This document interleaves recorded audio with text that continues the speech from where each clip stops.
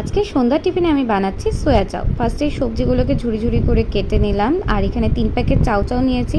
সেটাকে গরম জলে কিছুক্ষণ সেদ্ধ করে তারপর ঠান্ডা জল দিয়ে ঝরাতে দিলাম। আর এখানে ভেজানো সোয়াবিনগুলোকে তেলে একটু লাল লাল করে ভেজে নেব, আর 2টো ডিমের ভুজিয়া করে আগের থেকে তুলে রাখলাম। কড়াইতে আর একটু তেল দিয়ে তাতে পেঁয়াজ কুচি, কাঁচা লঙ্কা কুচি আর 2টো আলু কেটে রেখেছিলাম সেটা দিয়ে তাতে লবণ আর হলুদ দিয়ে আলুটাকে কিছুক্ষণ আগে ভেজে নেব।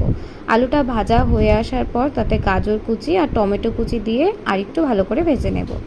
তারপরে যেই চাউচাউগুলো আমি জল ঝরাতে দিয়েছিলাম সেটা কড়াইতে দিয়ে, আর একটা বাড়ির তৈরি মশলা, এটা বাবা করে রেখেছে, আমি জানি না এটাতে কী কী আছে, সেই মশলাটা দিয়ে দিলাম। আর ডিমের ভুজিয়া আর সোয়াবিনগুলো দিয়ে আরেকটু নাড়াচাড়া করব। আজকে বুঝেছি এক হাতে ফোন ধরে এরকম রান্না করা বা ভিডিও করা কতটা চাপে।